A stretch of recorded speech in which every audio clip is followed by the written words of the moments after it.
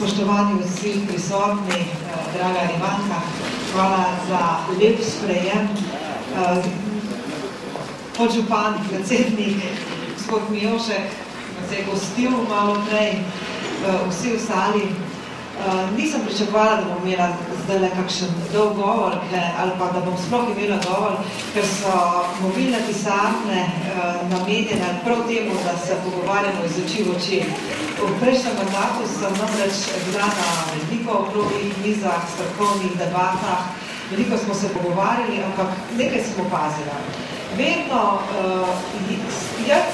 je nekaj ljudi po koncu pristopilo k meni, se želelo pogovoriti z oči z mano, dejali so, da se ne želijo izpostavljati v javnih pogovorih.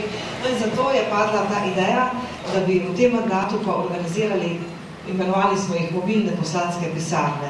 Tako da enkrat na 2 meseca pridem v eno od občin in sem tako približno 1 uro, nekje na eni lokaciji, ki jo predlaga lokalni občinski odbor in se z vami pogovarjam. Različne so stvari, o katerih se pogovarjamo, tako da tu ne bom nič sugerirala, kaj naj bi to bilo. Meni je pač najbolj dragocen občutek ta, da vidim, kaj je tisto, kar vas ta trenutek najbolj zanima. Mogoče bo zgledalo izrabljeno, ampak jaz moram povedati nekaj. Evropski parlament je edini, ki vas zastopa samo preko nas. Mi smo vaši neposredno izvoljeni predstavniki. Nikogar drugega v Evropi ni, ki bi bil na takšen neposredni način izvoljen. Evropska komisija je imenovana.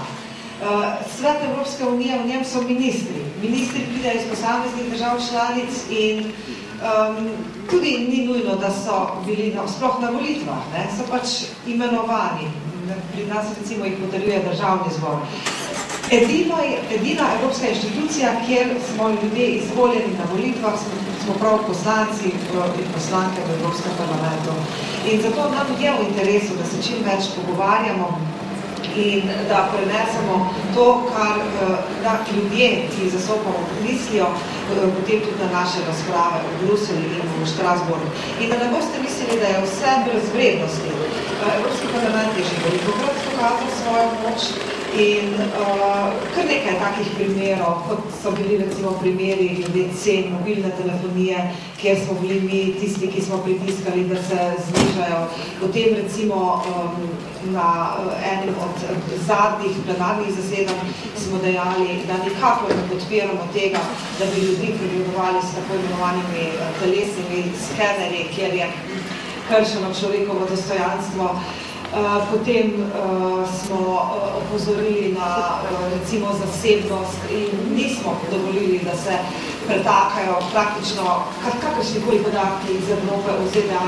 Tako da parlament ima svojo moč in mi smo tisti, ki si upamo reči ne in ki čutimo to neposredno povezavo. Omenila Ivanka prej marec, mesec žensk.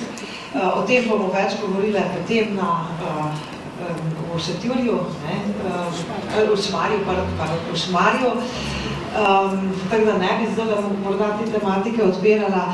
Povedala bi pa samo to, da danes, ko sem imela en intervju na radiju, so me vprašali najprej o Iranu, ki mene osebno pač zelo zanima ta država, pa o ženskah v Iranu, potem so me vprašali, kako je pa s tem v Evropi primerjalno gledano in sem rekla, ja, zelo bi bila vesela, če bi lahko rekla, da v Evropi so pa stvari urejene. No, pa niso. Te razlike po spolu so tudi v Evropi še zelo velike. Tudi v Sloveniji so velike, tako da bomo morali tudi tu prejeti določene vzorce, ki še vedno so v naših glavah. Tudi v Sloveniji so še recimo razlike med plačami moških in žensk. Tudi v Sloveniji recimo so ženske še mnogo bolj obremenjene z gospodinjskimi deli.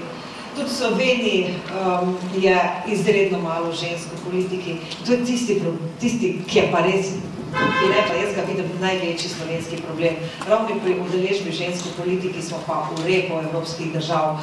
In ker smo zdaj že tik pred lokalnimi volitvami razmišljamo že o tem, kdo bojo naši kandidati in kandidatke, bi na tem mestu prav povabila ženske, da se ne bi bale tudi one iti na listo. in kandidirati kot članice občinskih svetov. Ne moramo čakati na moške, ne moramo računati na to, da bojo moški se borili za nas, sami se moramo za to postaviti. In verjamem pa, da situacija je zrela, ker moški so nam pravzaprav odprli vrata. Moški so nam odprli vrata z vsemi temi zakonskimi zahtevami, ki so sedaj v naši zakonodaji. Zdaj moramo pa tudi mi dokazati, da smo zrele temu, kar so za nas naredili moški kolegi. Ne bo predolga, jaz upam, da bo pogovor zdaj stekel bolj tako brez mikrofona in da se bomo lahko tudi tako v sproščenem vzdušju malo družili. Zdaj pa tudi potem kasneje še.